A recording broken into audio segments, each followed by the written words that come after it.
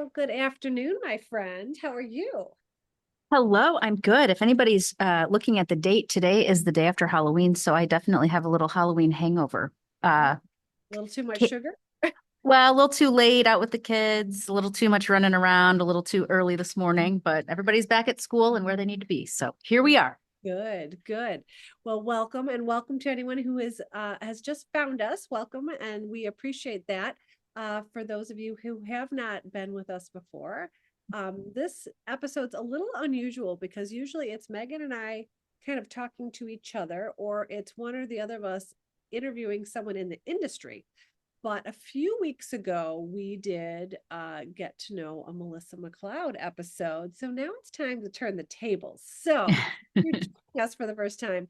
I am one of your co-hosts at the Pointing It Out podcast. I am Melissa MacLeod. Normally, I would say here at my shop in Grosse Pointe, Michigan, the wool and the floss. Today, I happen to be working remotely, and so you're seeing a shot of my daughter's bedroom, to be honest. Uh, and if you are listening, you're not seeing any of it at all. And we welcome our listeners. And along with me today is Megan Holmes. And we're going to get to know a lot about her, but she is the owner of the Needlepoint Clubhouse. She is also the owner of Susan Roberts and also the owner of the Gingham Stitchery. Have I missed anything big? No, but I'm also thinking if this is your first time joining, maybe you should go back and watch a couple other episodes because this may not mean anything to you. Correct. But today we're going to deep dive into Megan's background because so many people ask the both of us, how did you end up in the needlepoint industry? How did you end up owning a needlepoint shop? And I feel like it's a conversation we have a lot. And contrary to what it may seem like, neither of us really like talking about ourselves. But those questions come up and people are curious. And that's a lot of the things that we ask other industry people when they come on to the podcast with us, because those of us that stitch, just I think many of us stitchers really enjoy hearing the backstory of other people, or maybe just of other people anywhere. Like it's always interesting to see how people get from point A to point B to point C in their lives. And a lot certainly goes into that. It starts back from when we were just a glint in our father's eye, as they say, and a lot goes into where we end up when we're on either side of that midpoint of our lives. Megan, a little younger than me. Yeah. Not a lot. I'm Oh, not feeling young these days, but well, it's all relative, right? it So is let's talk about you. How about that? Let's terrifying, but I'm start here for it. start uh with like where you grew up, what your childhood was like, and we're just going to move on up from there. All right, that sounds good. So it's kind of funny because I feel like I've talked about myself in this, like on this platform, like way, way more than not. And so it's shocking to me when people do ask me about myself. But so here we are. So I grew up in Northern Illinois, west of Chicago. I always say it's west of DeKalb, if anybody is familiar with that part of the country, south of Rockford, Illinois, just south of Milwaukee, east of the Quad Cities, this little tiny town called Sterling. And I actually spent the first 7 years of my life on a farm. And whenever I say I grew up on a farm, my mom's like, no, you didn't. I'm like, well, mom, until I was 7. I lived on a farm with barns and I ran around in the pig runs and did all the things. I was pictures of me on tractors and all the things. And Actively like used growing farm. I don't know what the right term is. yeah, a working farm. Yeah. So my dad farmed the property that was owned by my grandparents, and we had mostly corn and soybeans. So we had like a working farm, but we didn't have any animals. My dad had pigs before I was born, but yes, and we did have cattle too. I forgot about that. But So yes, so there, it was a working farm. you said you were running in the pig run. So since I know you so well, can I say, does that mean you were the only pig that was ever in the pig run in your family? The pig pen. I mean, yeah, I guess so. My brother was. I have I have two younger brothers. One is 2 years younger than me, and one is 5 years younger than me. And so, my brother John was with me on the farm. There's pictures of us playing in the mud and at the well, and we rode a three-wheeler around the property and stuff. So yeah, so yes, I grew up in a small town, but for like I said, for the first 7 years, it was actually very small town, which was outside of the big city. When I was 7, we moved to Sterling, which is about I think a town of 16,000. So it wasn't a big town, but we were closest to Chicago and Rockford were kind of our two big cities. Uh, I went to, public elementary school, high school. I went to Truman State here in Missouri for my undergraduate education. And is that a Um, smaller school? Because I don't know that much about it. I'm sorry, say it one time. Was it a what school? A smaller school? I don't know that. Smaller. Yeah, yeah, yeah. That's funny. I used to be able to roll off the tongue how many students, but what I do remember is that when I was applying to schools, my dad said, "Why don't you check out the University of Illinois?" And the University of Illinois at the time had 40,000 students, which was about 3 times the size of my small town, and it was terrifying to me. I Okay. want to say Truman at the time was like 8 or 9,000, so it So that's was a medium-sized school. So was a that's medium-sized school, it was a public school in a very, again, small town. I'm a small town girl. We were, I guess we're 3 hours from St. Louis or so. I've rarely done that trip because I used to just go to my parents from school. But anyway, so the reason I brought up college is because really Truman is what ended up bringing me here to St. Louis because I had friends here and eventually found a job here. But and why did you I don't pick know. that? Where do you want me to go from here? I feel like Oh, there's boy, so many facets. There's so many facets. charge. I have a list. I Oh have boy. a list. Oh So boy. how'd you pick that as a college? Well, if you want to know the honest truth, I worked in education for a while and I learned that this was, excuse me, I worked in higher education for a while and I learned that this was actually a thing. So I followed a friend who was dating an athlete who had gone to Truman as a football player. So one of my good friends in high school was dating this guy who was a couple years older than us. He went to Truman to play football. We went and watched him play, and I thought this is a pretty school. And so I went back to visit as a student, and I ended up going there. So they call it like trailing friends when you recruit athletes. It's kind of a phenomenon in higher ed. But anyway, that was me. So then I know that I think I know, maybe I don't, that you had some summer jobs along the way that maybe gave you a try to Michigan.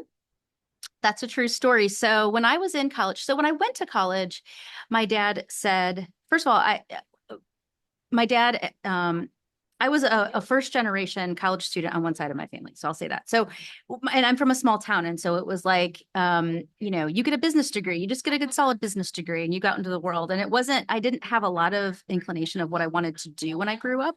And so I went into school with the intention of just having, as my dad would say, a good solid business degree.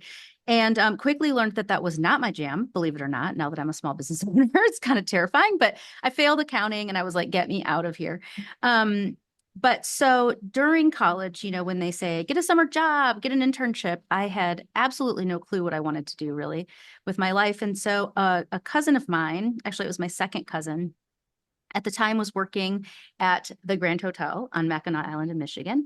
And she said, hey, there's lots of college students who come up here and get jobs and I can help you get one. And I said, okay, that sounds cool.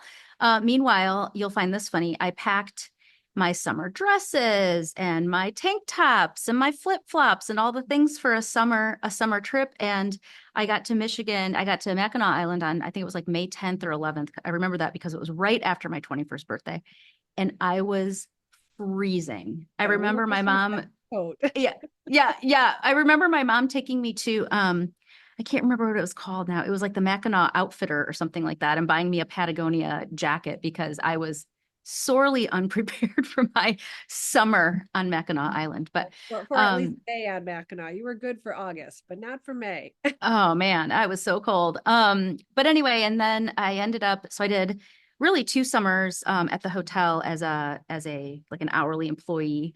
I actually, believe it or not, worked in the retail shops, and then So was that your graduated first college. foray? Was that your first foray into retail? Great question, sort of. So this is kind of funny, and I don't know if I've ever said this before, but my very first job ever, was at a hair salon, and I was a shampoo girl. So in the state of Illinois, you didn't have I to have have. not heard. I You love haven't it. heard this one? So in the state of Illinois, at the time, I don't know if it has changed or not, you did not have to have a license to actually just rinse perms and shampoo hair and do all that kind of stuff. So the salon that my mom had gone to since I was born asked me if I wanted to be a shampoo girl. And I'm like, I don't know, what does that mean? And so I worked at the desk, the front desk. And, as I do, I got to know all the customers and I knew what I said, oh, hey, Sally, you want to make your, schedule your regular. Oh, yeah. So I got to know everybody. And there was a retail component to that, but it was a shop for all intents and purposes. And we sold Redken. Do they even sell Redken anymore? I think so. I thought, yeah. So I guess I would say that was really my first experience in retail. But then, yeah, I guess my next real retail experience was at the Grand Hotel and the shops there. So, yeah. Okay. And so I feel like I know all these little stories that hop here and there, but I'm not sure But not how they connect. Yeah. correct, the chronology of them.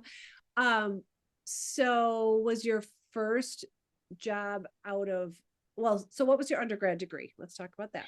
Okay, so my undergraduate degree, so I went to liberal arts school. That's what Truman is, but you have to, of course, find an emphasis. And so my emphasis was in communication, in journalism, and I thought for sure I was going to be, the next at the time, Katie Couric. I'm like, I want to be Katie Couric. She's cool. She gets to wear cute outfits that people pick for her and get her hair done and talk about the news. But I quickly learned, as anybody in the news industry, is that you have to go to very, very small towns and do a lot of really hard work to get to the point where you can actually be a broadcast journalist. But yeah, so that didn't really work out. I was the kid that I graduated. My parents said, hey, we've paid for your education. Time for you to get a job. And so I didn't want to make, minimum wage at, in some small town in Idaho, barely putting food on my table. I guess I didn't at that time, I guess I didn't have as much grit maybe as I do now. But anyway, I was offered a job full time at the Grand Hotel then when I when I was trying to figure out what to do. They said, hey, why don't you come back? And I actually was hired as it was called a convention manager at the time. So at any large resort, there's a staff of people who manage all of the food and beverage and the event management. So, like we used to host like the Michigan Hospital Association and the Michigan Car Dealers Association and things like that. So large scale corporate events that would be at the hotel. That was in my purview. And I was there for about a week. And literally, I think it was a week, maybe 10 days. And the wedding coordinator resigned. And I will never forget them saying, hey, do you want that job? We'll give you like 2% more. And I was like, great, 2% more in a raise. Perfect. Little did I know that I probably should have asked for like 30% more because the job was way harder and more emotional.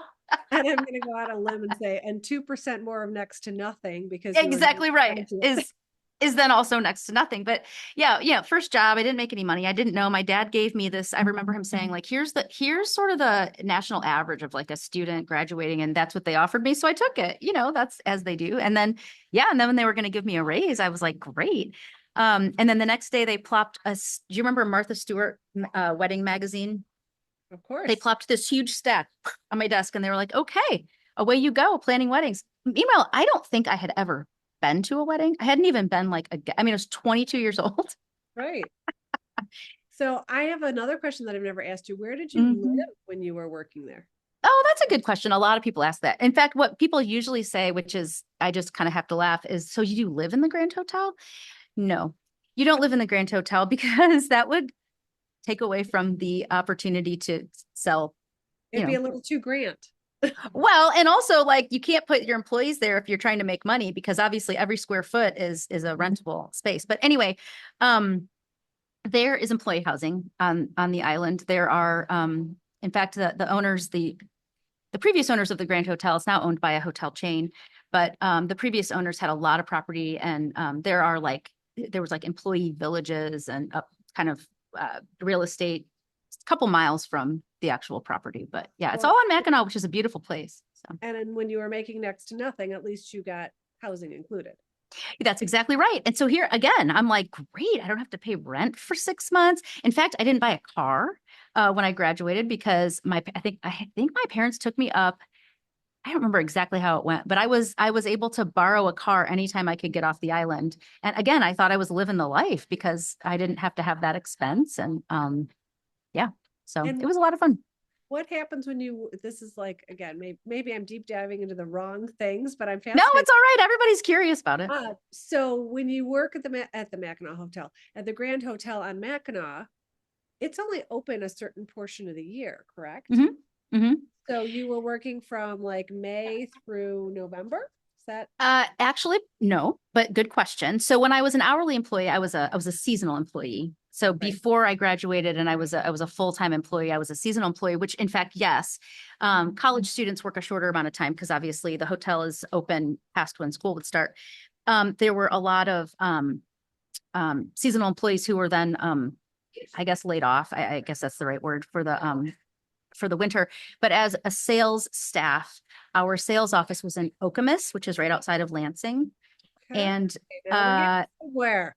yeah, yeah. So Okemos, Michigan, I loved it there. I lived in Lansing with a friend. And of course, that's where the state capital is, and Michigan State. And a friend of mine was a graduate, and so we had the winters were obviously cold in Michigan, but we were for all it was a lot less intense. So we all Right. sort of took advantage of, weekends off and some vacation time and holidays with family and things like that. So yeah, so I worked year round during that the sort of first job out of college was a year round experience. I only did it for a year and a half.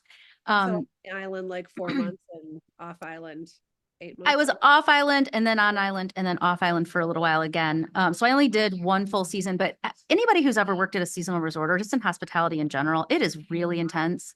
And I was at a point in my life where all my friends were starting to get married and there was family reunions and all these things in the summers that I couldn't attend.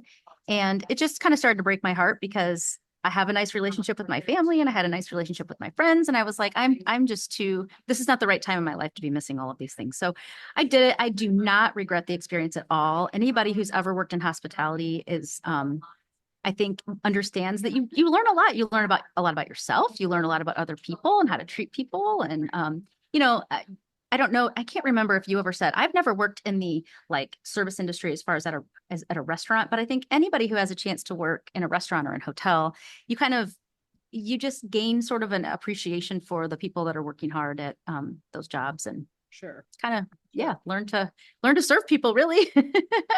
So you were there for like a year and a half after college. Then you decided you wanted a little bit more of a real life experience, but spend time with your family and when you could. But so where did that lead you? Yeah, so good question. So when I decided, I'd kind of had enough of the intense summer resort season, I honestly I didn't quite know what to do. My family is near Chicago. A lot of my high school friends were in Chicago, Indianapolis, and then a great number of my friends from college were all in St. Louis. And so I kind of had feelers going in both cities, trying to decide where was I going to go. And I remember I moved here. It was in March here to St. Louis, and I was like, maybe I'll be there for a year. I'll just get a job. The weather here, in my opinion, is terrible. It's low lying. I have allergies, and so this is like the worst place to be. But now we are 20. I think it's 22 years later, and I've never left. And you want to know So, a funny side story is I think we maybe talked about the fact that Megan and I kind of met and got to know each other because my daughter went to school in St. Louis. uh-huh. And so she went to WashU, which will come back Hmm. into this conversation Yeah, shortly.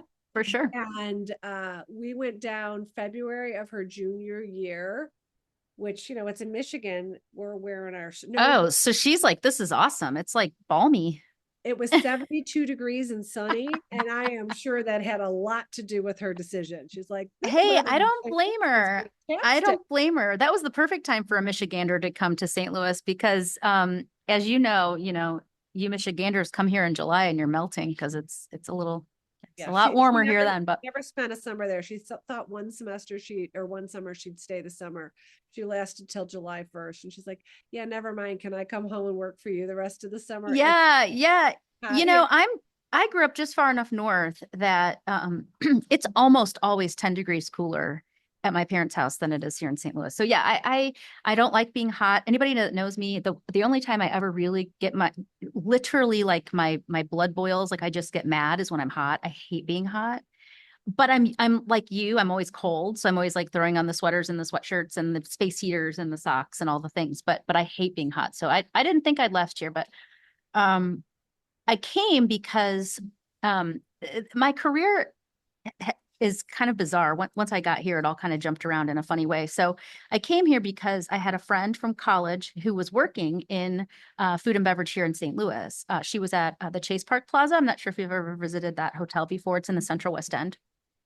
And she was an event planner, and she said, "Oh, I can get you a job here in St. Louis." And she introduced me to a what I call a third party wedding consultant. So a person who was working with families, and then we would go and work with the hotels or the venues where the weddings were going to be, and helped with logistics.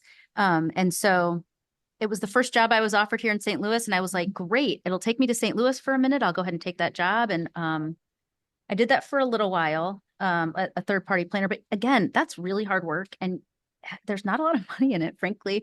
And not that I was driven by money, but you're 25 and you're like, what else is out there? What else can I do? Um, so I took that experience and I got a job at the University of Missouri St. Louis as an event coordinator, Okay. using the event. So I was in event planning and event coordinating for a solid 8 years, 6 or 8 years. And so then I worked for the University of Missouri St. Louis, helping with commencement and donor events and things like that. And I realized quickly that the people who were really making things happen at a university are the administration and the fundraisers. And so I thought, why am I planning the events? I want to be the people that get to go to that event, and like meet the people and schmooze and whatever. And so I eventually earned my way into a fundraising position at UMSL. Went to WashU, as a lot of people here in St. Louis do, as fundraisers, because Washington University has a huge, huge fundraising operation. They have a huge endowment. Um, and then the person who I worked for at the University of Missouri St. Louis moved to Maryville University and asked if I would go consider working for him. So I worked at Maryville University for 10 years after that, with Amazing how many the same group. universities there are in St. Louis. I mean, like I Yeah. didn't realize that until I went to visit WashU and I was like, wait, there's a school and there's a school and there's a school. Yeah, there's only two pretty major institutions that I haven't worked for here in St. Louis, but yeah, St. Louis is a really cool place.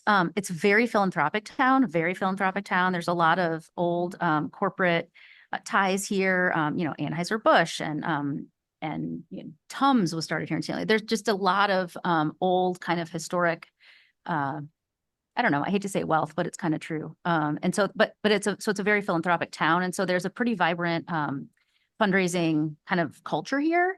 A lot of people, I would go to these events that were centered around fundraising, and I mean, huge, huge events with fundraisers from all different types of backgrounds, the small nonprofits, the large nonprofits, healthcare, education.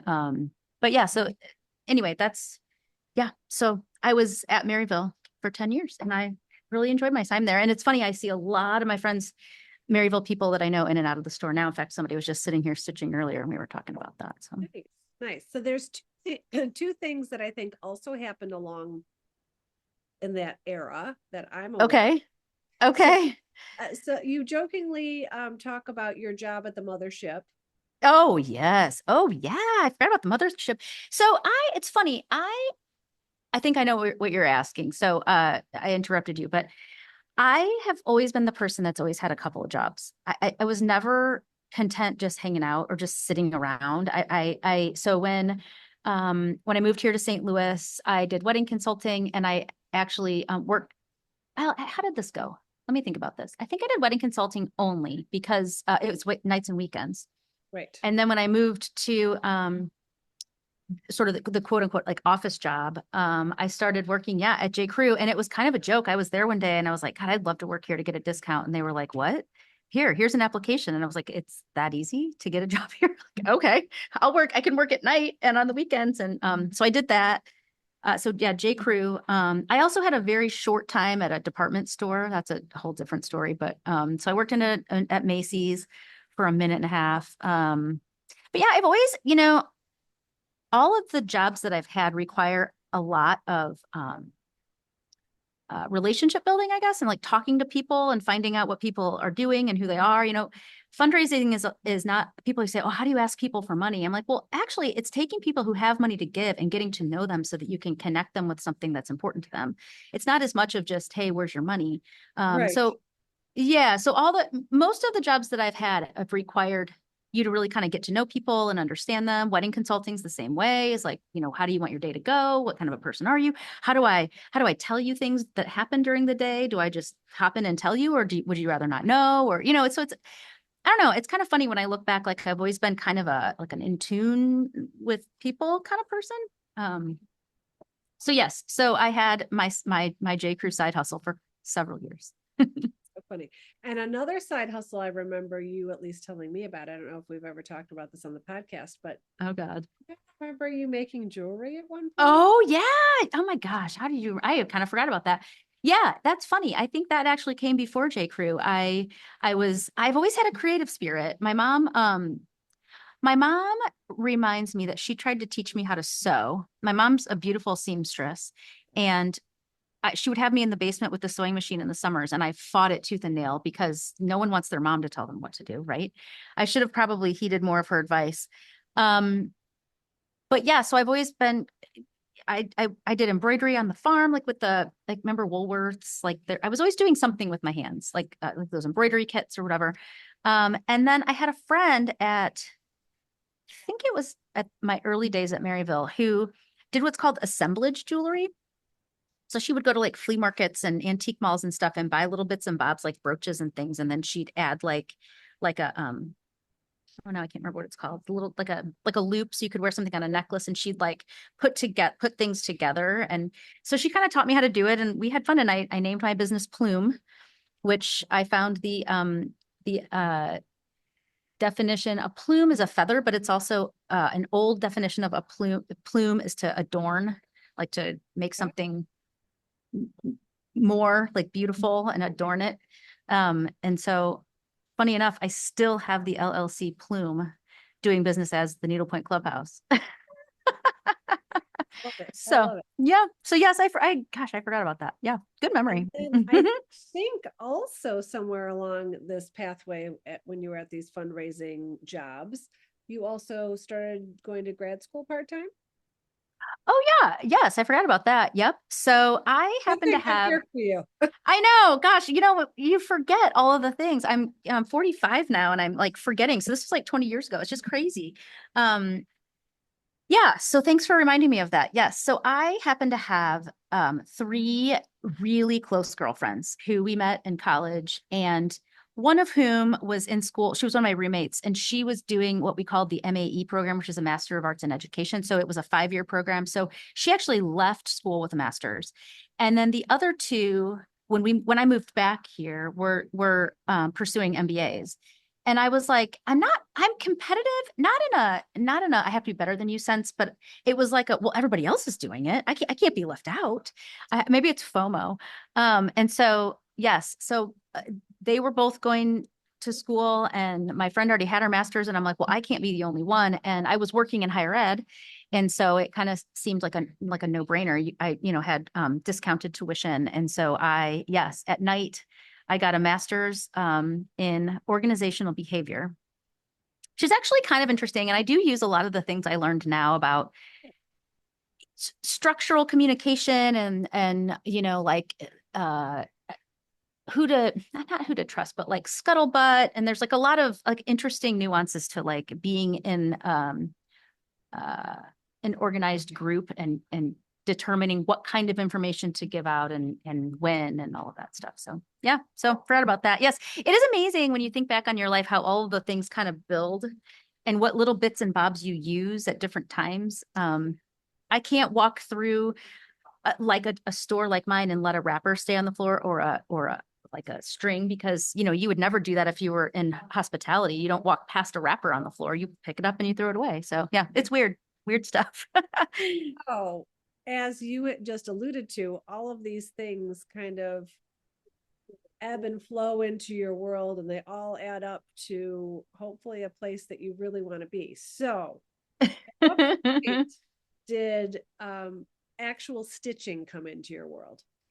That's a great question. And I was thinking, actually, assuming you were going to ask me about that. And I was trying to remember. So truthfully, I did do cross stitch and embroidery when I was young. My mom was always doing, she did crewel work, which people might know is, it's similar to embroidery, but it's with wool. Um, I have a piece of her crewel work in my house now. So my mom was always doing crafty things. And so I did cross stitch kits. I remember counted cross stitch. I remember doing a lot of embroidery. So, French knots and chain stitching and, all those little, like the stamped thing that you do.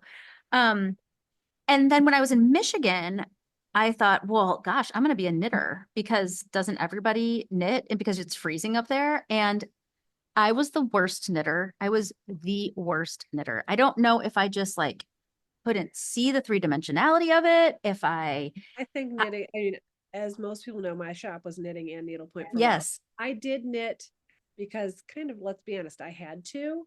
Hmm. It's really hard to become a competent, even basic knitter. And for those of you that are listening and are out there and are like whipping out a sweater every 3 months, like God bless you. You have true talent and don't underestimate it because knitting's hard. I mean, I think following the pattern isn't so hard, but having equal tension and it's hard. So yes, And then, you I'm going to failed add like one more layer on that because, and I don't want to insult knitters, but like, I just want to go buy a sweater. I don't want to have to make it.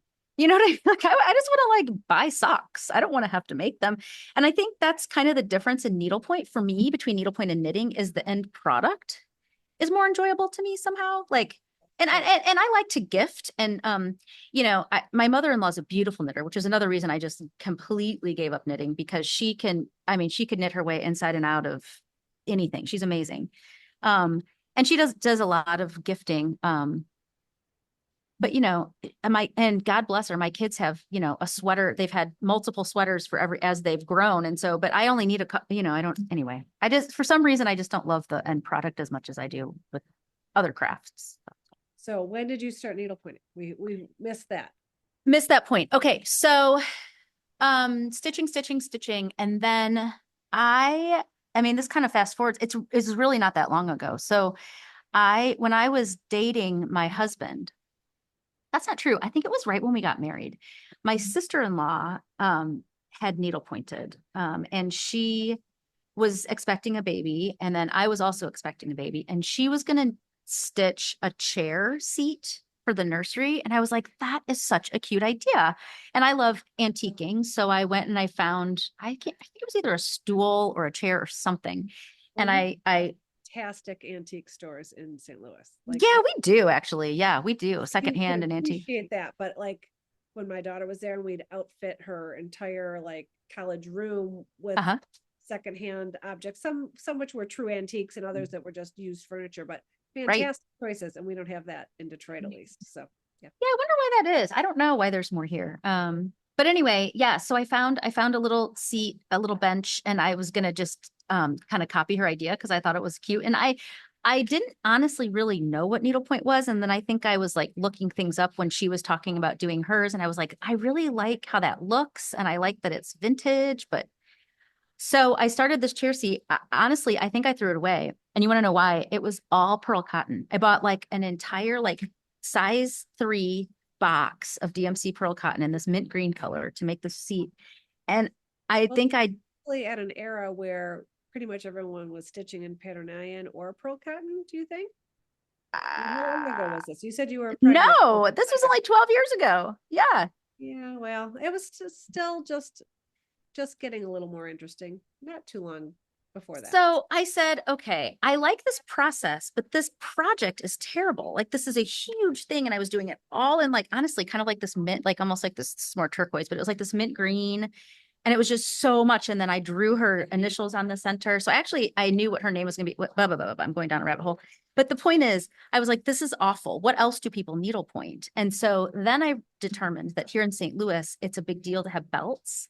Yes. And so I was like, well, I'll make Tom a belt. And I said, have you ever had one of these belts? And he said, yeah, my mom has made me belts in high school. And I was like, well, okay. So then I started stitching belts like crazy. So this was literally probably 12, about 12 years ago, almost now, because I remember it being like fall.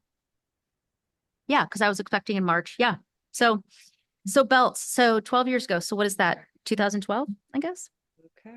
So, and then belts and more belts. And my husband was like, I don't need any more belts. And my dad didn't want a belt. And I had made belts for both of my brothers. And I just loved needlepoint belts because I could take them anywhere. I was Right. traveling and I could just take it with me. Um, so then I started stitching for other people. I had friends who were like, oh, my husband wants one. And I'm like, great. And like, oh, just give me a gift card to Starbucks or something, like, so I was just, yeah. So belts and And belts and so I belts. think at that point in time, as a matter of fact, we had a couple of traveling needle pointers in the shop just this week who Uh-huh. were on a needlepoint road trip.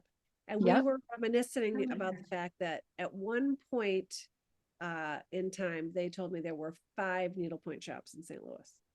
So maybe Yeah.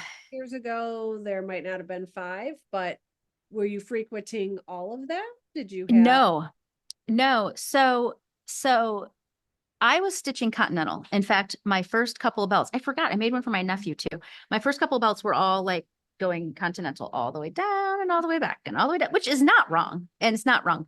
But I was friendly with the owner of the Grand Hotel. Mimi was her name.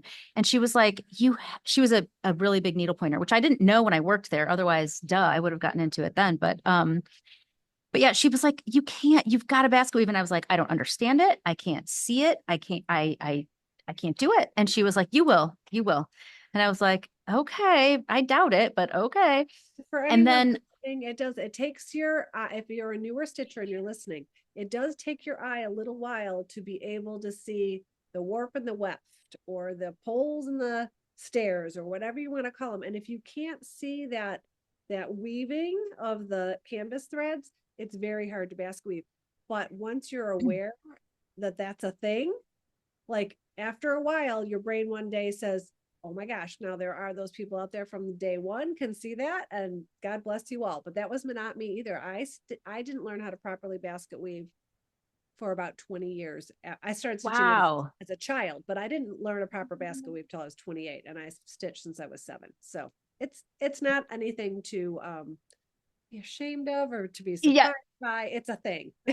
Yeah. Well, thanks for mentioning that. So, the other thing I think about is I think when I came to needlepoint, I had done cross stitch. And so I was looking at squares. I was looking at 4 dots instead of like the intersection. Does that make sense? So I was looking because when you cross stitch, you're looking for essentially like the box, like the over one and then over again. So I was looking at the holes and I was not looking at the intersections. And so finally I thought, okay, I've got to figure this out. And I do remember Rittenhouse at the time had some really great videos. And I think they were some of the first ones to have these like how-to basket weave videos. And I couldn't get it. I could not see it. I couldn't see it. And I was so frustrated. And so I thought, you know what? I know how to needlepoint, but I'll just take a lesson. And so to answer your original question, I had gone, so Sign of the Arrow is a big store here in St. Louis. I had gone there to get my original supplies for this chair seat project that never came to fruition. Um, and then I think I bought my first belt there. And then I happened upon a Groupon. I don't even think Groupon still exists. I don't know. I used to group on it though too. I know what you're talking about. Yeah, yeah. So essentially it was like this electronic coupon two beginner needlepoint classes for like for one price. So you paid like one thing and you got to have 2 classes. And it was from the Needlepoint Clubhouse. And I didn't know that where that was because I had only gone to Sign of the Arrow. And so I went to the Needlepoint Clubhouse, took this lesson with a woman named Judy. I got it right away. I don't know what she said or what she did.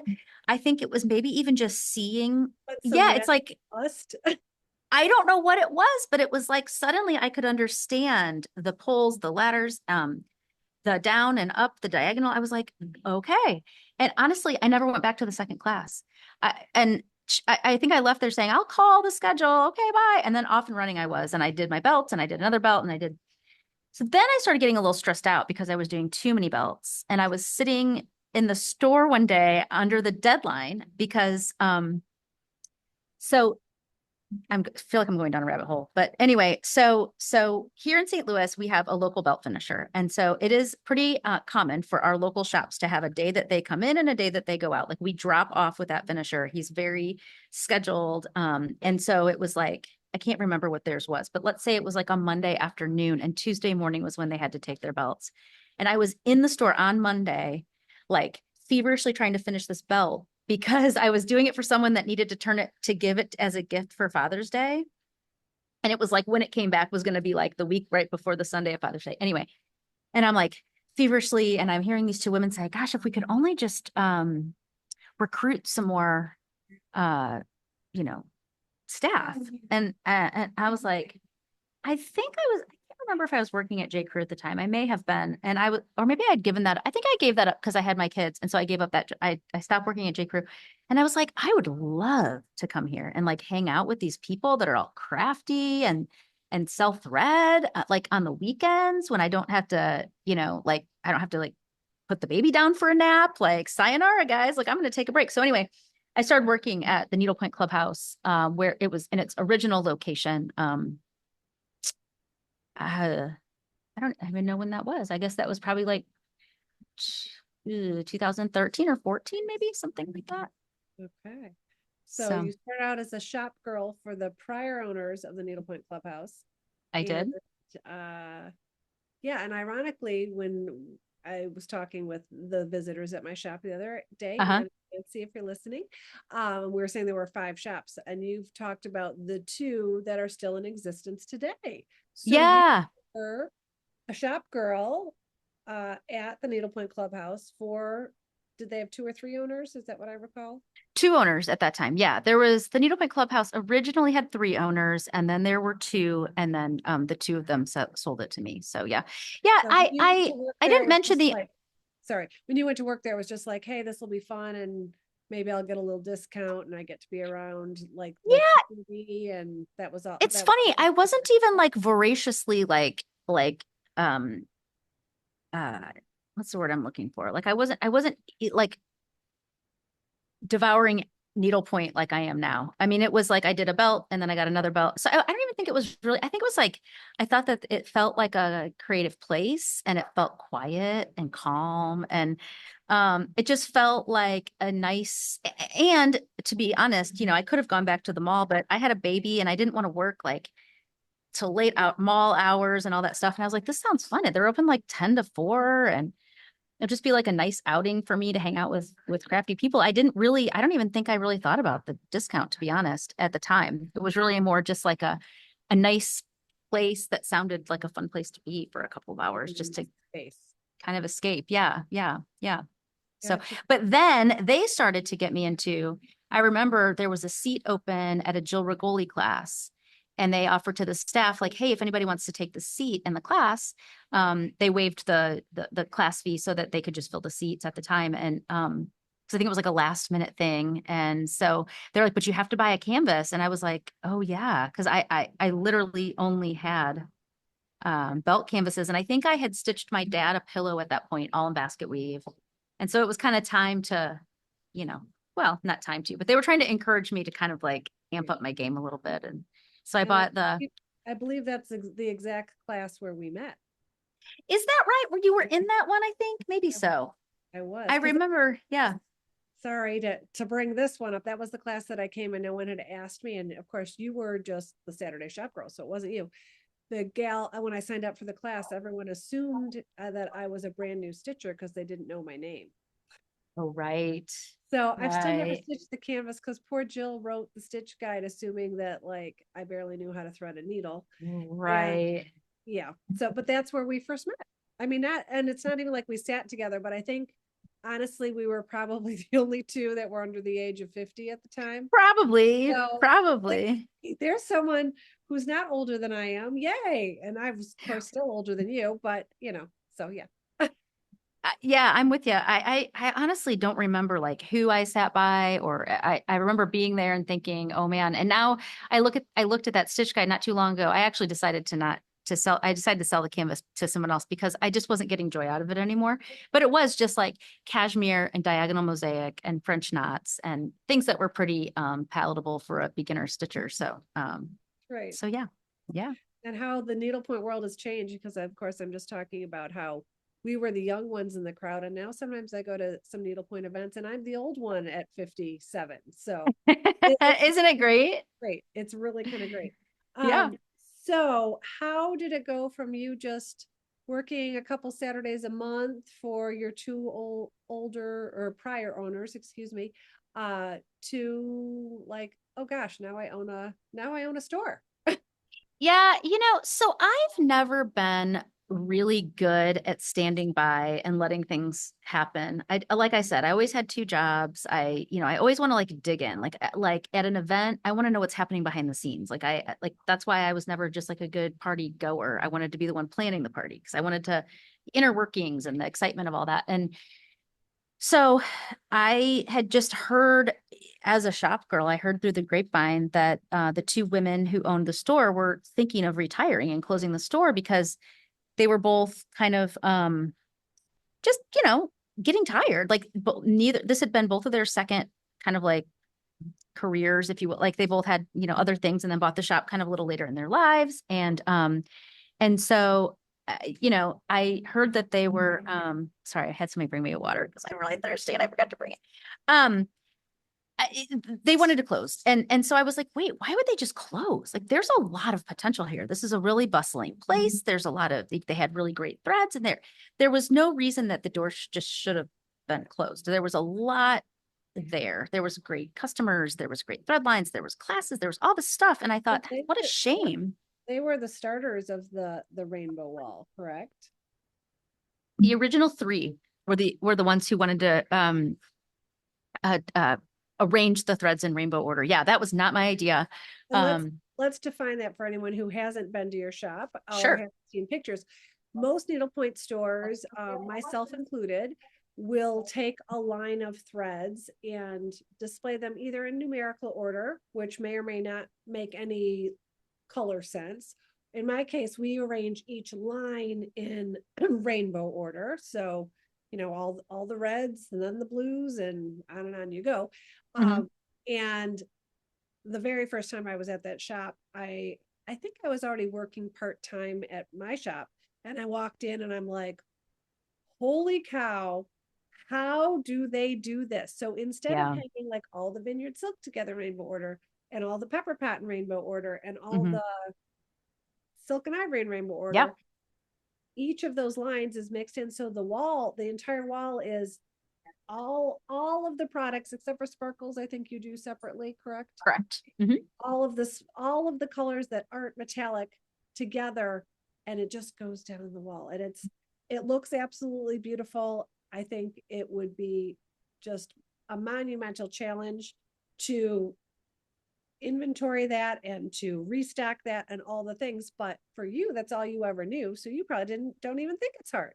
Yeah, and I should ask. I don't think I know the story of why they very originally did that. I don't know that I've like if somebody said they would rather shop that way or they just thought it'd be fun or I don't really know. But I do know so let me just back up really quickly. So I heard they were going to close. I inquired. They said, well, we don't really have a buyer. And I was like, well, have you asked anyone? Like, maybe I want to buy it. And they were like, what? And I'm like, well, I have retail experience and I know enough about needlepoint. And there's a lot of people around here who know what they're talking about. Like, this could be kind of fun. And so anyway, we went down the path. I ended up buying the store with the original intention of not just, but having it as like a side hustle, like an investment, sort of like, oh, they're going to run it. I'm going to still do my full-time job. I can hire somebody to do the books. I can work there when I want to. And I thought, what it's running now, like why would that change? Um, and but the number one question that I was asked when I bought the store was, well, you're not going to change the rainbow wall, are you? And I was like, I don't have any intention to. Frankly, I was pretty green and I don't even think I knew that there was another way, a better way, a different way. I was like, oh, well, yeah, why would I change that? It's working. So, Right. so Well, yeah. and I mean, I hate to make us sound like old farts in this industry, but so much has changed in the last 8 years in terms of social media and awareness of other Mm-hmm. shops and what they're known for. And like, you didn't see pictures of other people's stores. It was just like when you Mm-hmm. went on vacation, you went to the Needlepoint shop, which by the way, we still do. Uh, but Absolutely. you didn't have the awareness we do now because of social media and, internet presence and all those things. So You're right. I remember a staff meeting before I owned the shop, and I said, "Hey, you guys, I said, we have Facebook, but Instagram is kind of becoming a thing. Like, would it be okay? Would you allow me to start an Instagram page for the store?" And they were like, "Oh my gosh, yes, do it. That sounds exciting." And I remember like, month to month, it was like, "Okay, guys, this month I'm hoping to get 50 followers." And then we were like, "Yay." And then next month I want to get 500. It's like, "Yay." And it was this big, like, it was fun. And I think that was kind of my original kind of interest in the store, is that I knew that there was really, really good stuff going on, but nobody knew about it. And even it was a kind of a secret in St. Louis. Like, to your point, there were 5 stores. This was probably one of the last to open. So there were at least 3 or 4 other stores before the Needlepoint Clubhouse. And I just think people didn't know the story and they didn't know it was available to them. So I, right. I could tell that something needed to happen. So So how long was it before you were like, oh, I'm just going to dabble in this until, sorry, reality set in? And you're like, yeah, I don't think it's going to work out this way. I either need to get all the way in, or I don't know. Did you toy with maybe getting out when you realized you had to get all the way in? So no, that was never in my head. So in other words, you're saying like you bought it, would you have just sold it right away? No, that Well, wasn't my just intention. because, like I said, your intent was like, I'll keep this great job that I have, that at that point had a nice paycheck and had some really nice perks and had a great benefits package and all those things. Becoming a small business owner is so fantastic in so many ways, but there's no fringe benefit package. No, no. So I'm trying to decide how to answer this. So when I probably could have continued to be a silent owner. There are stores out there who had those. Um, I don't think there would have been anything necessarily wrong with that. I mean, now I realize how important sort of the leader of a business being present is. I mean, from this perspective of just, it's all, you care about your small business more than anybody else does. But there were very competent women working in the store. They were fine. But what I found out really quickly is that all I could think about was that. Like, I would just sit at my desk at the university and just think, why am I here? Why am I doing this? All I want to do is Google marketing things and look up Needlepoint and what's the next thing and what other teachers are out there. Like, all I could think about was that. And which is funny because I was still, I mean, I say just, but people say just I got a lot of criticism when I bought the store. People said she just needlepoints belts.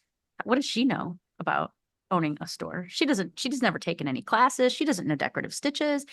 And, you know, haters gonna hate. So I didn't worry about it too much. But it's always been in the back of my head. That's always been in the back of my head. And I thought, I'll show you.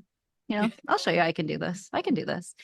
And I don't know if it was that or just that I was so inspired by what could be done there that I was sitting at my desk thinking, I don't want to go, I just, the everyday grind of what I was doing it became so much clearer to me that there was something bigger that I was excited about doing, or something bigger for me, not bigger than the mission at the university, but just bigger for me. Like, there was more there that I was excited about. Did you say you were in fundraising and event planning for about a decade? So maybe, It was actually 15 years.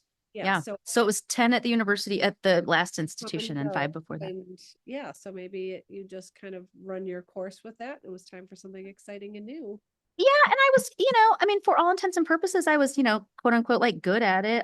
It was fine. I was doing what I was supposed to do. I was, I mean, I had always said I don't want to be, I don't want to manage anyone. Because I don't think I'd be good at that. I was kind of managing my own little group of donors and events and all the things, and I liked it, but I guess I didn't realize that I didn't like it as much as I didn't. Just, I don't know if that Well, makes sense, and I but think, when there was something else to do, I was excited. and if I recall correctly, maybe again, sometimes the Uh-huh. chronology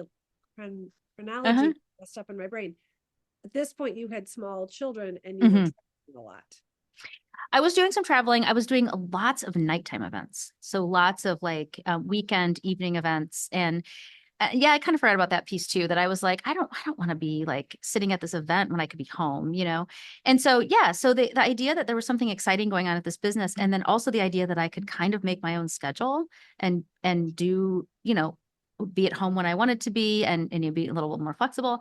And so, yeah, that was exciting too. And so when I said to my husband, hey, I think I want to, you know, quit my full-time job and do this, he was like, what? Like, are you crazy?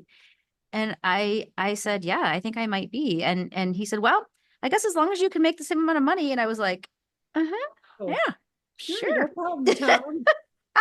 I pay the bills at our house. So I was like, yeah, okay, we'll never know. Well, and then he said, but why don't you call our financial advisor and talk to him about it? So I did. And he said, no, you're crazy. Your benefits are way too good. And I was like, no, I'm going to do this, I think. And everybody said not to. Everybody did.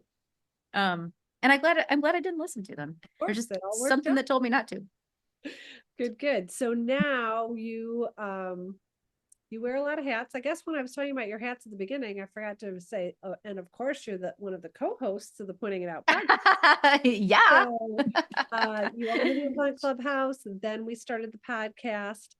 During Mhm. that phase when you and I really were getting to know each other really well, you kept saying to me, and someday soon, I'm gonna have a wholesale line.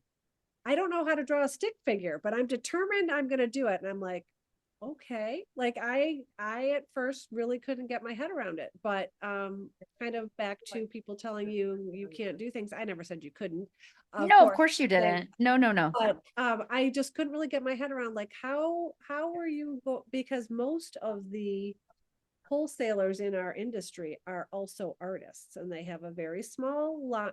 I shouldn't say very small line. They start out with a small line because you got to start Hmm. somewhere. Hmm. Their Hmm. own art and they grow it and they grow it and they grow it. But for I've never like done the math, but I would say probably 80% of the wholesalers are artists. That's And probably so fair. this thought process that like you wanted to own a wholesale line and self self aware to say, but I can't really draw anything. I was like, huh. So tell Well, us you about know, that. like I said earlier, for whatever reason, I'm rarely content. And that doesn't sound healthy, but it's just like, what can I do next? I guess I'm curious. Like I always just want to try the next thing and try another thing and just kind of keep doing this and keep doing that. Um, and so when I thought about where I was as a needlepoint shop owner, I I don't know how to source thread. I don't know how to spin thread. I wasn't really interested in that. I'm not a good teacher. I can teach basket weave to lefties. I can teach basket weave to righties. I could teach basket weave to just about anybody. But after that, I don't have the patience. I don't have the vision. I have a hard time seeing someone else's canvas and really, I mean, if it's a basic stitch, yes, but like I could never do like what some of these, like the Laura Taylors and the Diane's here at my store and Lauren, and they just look at a canvas and they're like, oh, you should do this stitch. And then somebody says, oh, I messed up and they can find it. I mean, it's like those knitters that can be like, oh, here's where you dropped that stitch. And like, I'm just not good at that. I know I'm not good at it. And I know I knew that about myself. So really when I kind of thought about the shop and the industry, like where could I grow? Like what could I do?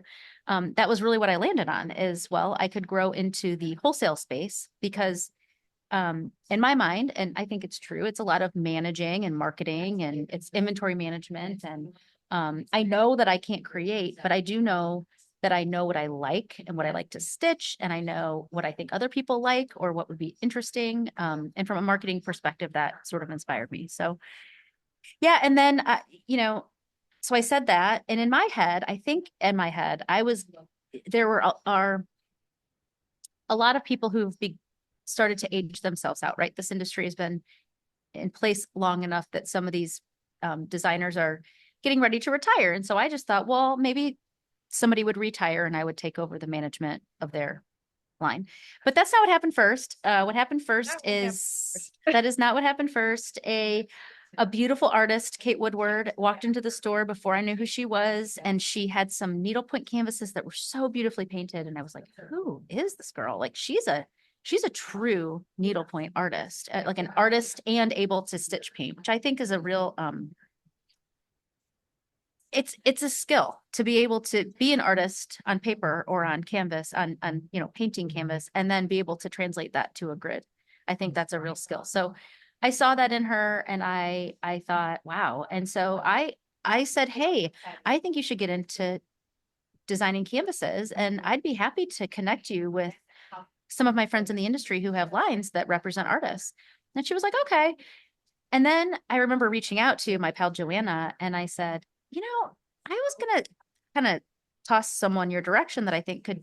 And I said, but then I started thinking about it, and like, why would I give it to you? I was like, do you think I could do this? And she was like, yeah, you could do that. She's like, I'll help you with the contracts that we have for licensing, and it's really inventory management, communication, marketing. And I was like, well, I can do this. So Kate was the first one. And how many artists do you have now? I knew you were going to say that. Maddie, Abby, Chrissy, Angie, Amelia. Amelia. Is there 6? I think there's 6. Ooh, I should know that off the top of my head. And Kate. Yeah, Kate was first, and then Angie was an employee, and she had her own line. And I said, why don't you revive it? And she's like, I don't, I just don't want to manage it. And so we offered her a contract. Amelia was an employee that was doing some painting, and we said, hey, you should do this. Abby and Maddie both came to us, interested in being represented. And Chrissy, I said, oh, wait a minute, you need to, yeah, I kind of talked her into it. So, I don't think I'm forgetting anybody. I hope I'm not. I'm totally embarrassed if I am. We've also got a collective. So we have under the Gingham, so we called it the Gingham Stitchery, which goes with my marketing. And under the Gingham Stitchery, we do have some ghost painters who submit a canvas or two. And since it's not a collection, we just call it a Gingham Stitchery canvas, and it kind of fits into the line. And then most recently, it'll be launched at the end of this year. We have what are we calling it? A capsule collection from Allison Sheffield, who is an interior designer. And so she is, we're launching a collection of hers at the end of the year. So that's very exciting. And if you don't know anything about Allison, you can deep dive back. Wasn't she? Yeah, she sure was. Yeah. And I would also be remiss if I didn't say, right after I decided we should start the Gingham Stitchery, I knew that I needed someone to do the management of it, because I always say the Needlepoint Clubhouse is the baby. I can't step away from my first child. So I have now hired individuals to kind of manage each business channel. So Lauren was what I was getting at. Lauren, who is an employee here and a beautiful stitcher, and you all know her as Sequin Lala on Instagram. She does the day-to-day management of the Gingham Stitchery, and she does an awesome job. So, and from a customer perspective, I will strongly agree with that she does an amazing job. So, well, thank you. Lucky to have her. You are also lucky to have another fantastic employee, but let's get to that, because maybe a year-ish, you were at market and connecting with Susan Roberts, a year and a half. I can't remember if it was 3 markets ago, 2 markets ago. Yeah, so it was actually just this. So it was a year ago fall market. And actually 2 markets ago, I had heard that Susan was thinking of retiring and thinking of giving someone the opportunity to continue her line. And I thought, I mentioned that to a couple of people, and I thought, what do you think about that? And they're like, oh my gosh, it's such awesome, artwork, but it's a huge line. And I really didn't think I could do it. I really didn't. And so I didn't approach her. I talked to actually our friend Heidi, and I kind of had the conversation, like, do you think we could do it together? Was that something you'd want to do? And I'm honestly, I don't know if the right word is, I don't know what the right word is, but I like to make moves quickly, and I just like to do stuff. And I never wanted a business partner because I didn't want to have to explain myself or. The word is impulsive. Impulsive, nimble, whatever you want to call it. Like, I just like to move and go and try stuff. And I have somehow, some way, I have a pretty big gut for trial and error, all the things. But so I've never wanted a business partner, because I just want to do stuff. I want to make decisions that are maybe risky and not, I don't know, having sink anyone else in the ship that's going to drown. But so I said, oh, I don't know, Heidi, I don't know if I want to do it with anybody. So it kind of pended. And then at fall market, I'm gonna be honest, and I've told her this. I was always scared of Susan. Susan terrified me. Number Yeah, one, she because is a lovely person, but is a little intimidating at first with well, her. Susan's an introvert, which is Yeah, what it boils down to. delivery, meaning like she doesn't wrap her arms around you. Like she's just No, yeah. no. But it's mostly because she's almost more intimidated to be in a group setting than you are to be around her. Um, so I was, and the other reason I was scared of her is because I truly think I still had this person in the back of my head saying you could not do it. You know, Susan's been in the industry for 40 plus years, and I thought, who am I? She doesn't know who I am. You know, I'm not good enough to do something like that or talk to her. And so I don't know, it just happened. She and some friends were sitting in the lobby of the hotel, and I sat down with my friend, my pal Megan 2.0, who was at market.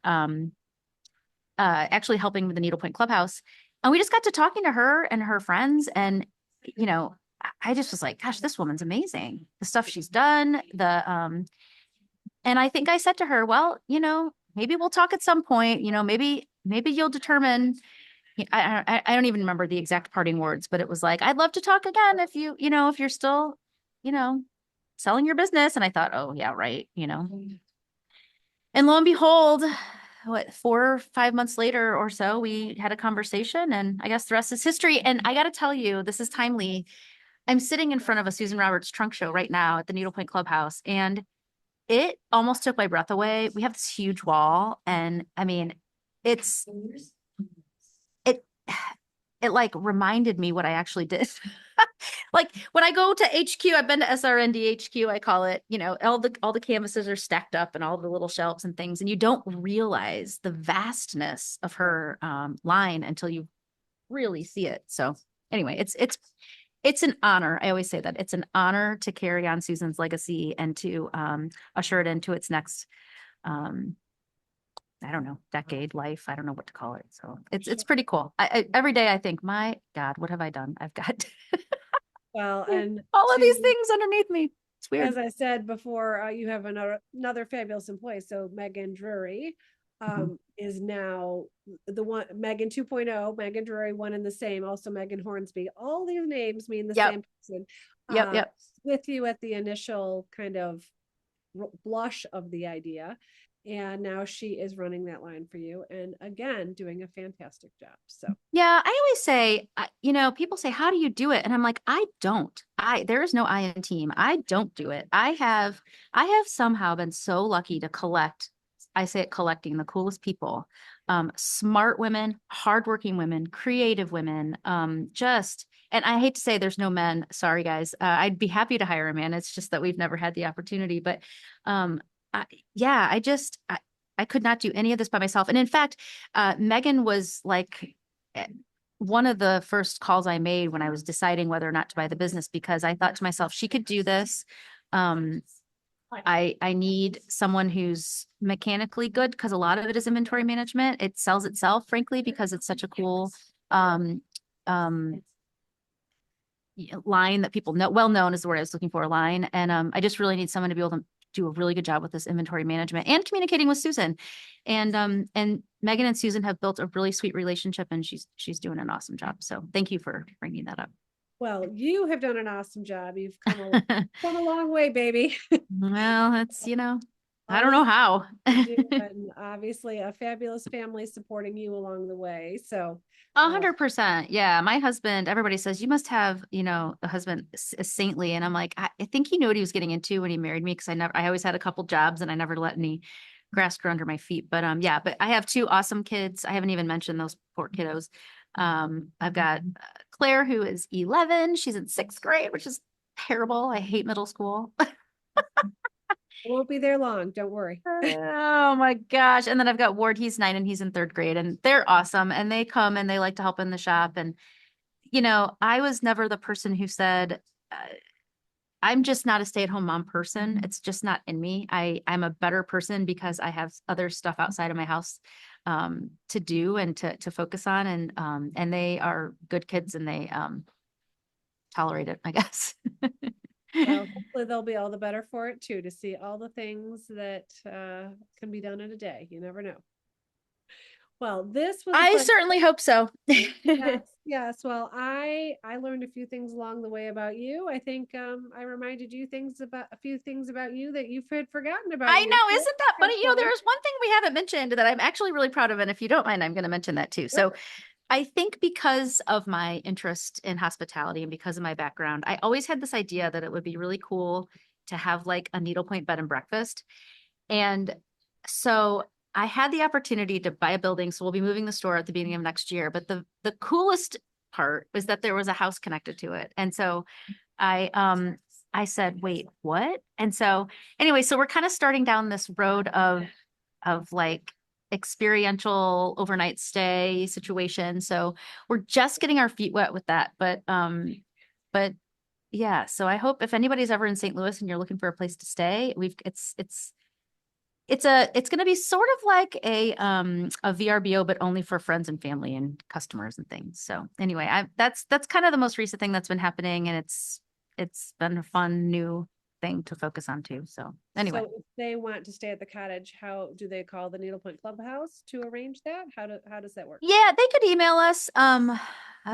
So they can email us at stlneedlepoint@gmail.com. There is a cottage email address, but maybe we can add that to the notes because I'm not sure if it's the Clubhouse Cottage at Gmail or it's we call it the Cottage. It's the Clubhouse Cottage, and we're actually the Clubhouse Cottage or just Clubhouse Cottage on Instagram. And yeah, we're very beginning of kind of trying to figure all this out.